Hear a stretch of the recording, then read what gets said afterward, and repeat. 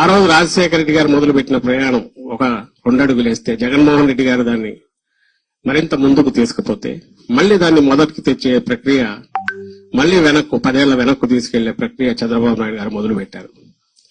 దాన్ని నిలవరించాలి, ఎదుర్కోవాలి, నిలబెట్టాలి. మనం ఇవి కాక గత 5 ఏళ్లలో మన వైపు నుంచి జరిగిన వాటి లోటుపాట్లు కూడా సరిదిద్దుకోవాలి.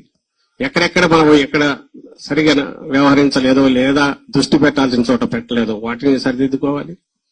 ఇవి కరెక్షన్స్ చేసుకుంటూ కూడా ముందుకు పోవాల్సిన సమయంలో ఈ రోజు రాజశేఖర రెడ్డి గారి 75వ జయంతి వచ్చింది.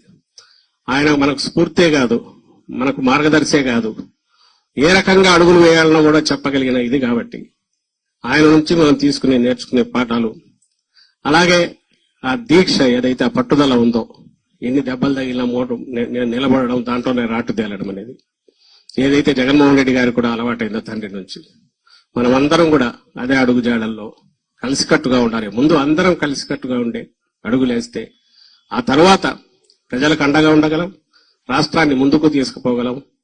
మళ్లీ ఆ పునర్వైభవం ఏదైతే ఉందో రాష్ట్రానికి కానీ అది తీసుకొచ్చే దిశగా 4 రోజులే కాబట్టి మనం ఇప్పుడే విపరీతంగా చేయాల్సిన అవసరం లేదు. వాళ్లే తవ్వుకుంటున్నారు, మొదలు పెట్టారు.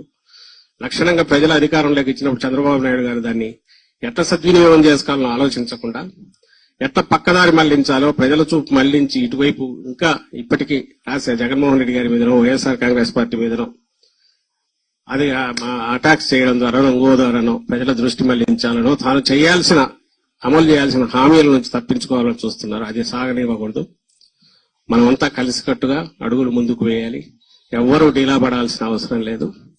చిన్న చిన్న కరెక్షన్స్ మనం చేసుకోవాల్సిన అవి కూడా జరుగుతాయి, ఖచ్చితంగా జరుగుతాయి ఫర్ ది పీరియడ్. అండ్ మళ్లీ పాత పునర్వైభవం వస్తుంది.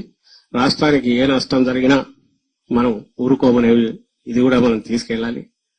అండ్ ప్రజల పక్షాన ఎప్పుడు నిలబడే పార్టీగా మరోసారి పునరంకితం అవుతామని మనం అందరం కూడా శపథం చేయాల్సి ఉంది. ఈ సందర్భంగా ఈరోజు ఇంతకంటే మంచి రోజు కూడా మనకు రాజశేఖర రెడ్డి గారి జయంతికి మించింది లేదు. మనం అందరం కలవడానికి, కలిసి అడుగులు వేయడానికి, అదే దీక్ష పట్టుదలతో జగన్మోహన్ రెడ్డి గారికి అండగా నిలబడడానికి, పార్టీని ముందు నడపడానికి అని చెప్తూ మరోసారి అందరికీ రాజశేఖర రెడ్డి గారి జయంతి 75వ జయంతి ప్రత్యేకత ఉన్న రీత్యా 75వ జయంతి సందర్భంగా శుభాకాంక్షలు తెలియజేస్తూ సెలవు తీసుకుంటున్నాను. Thank you.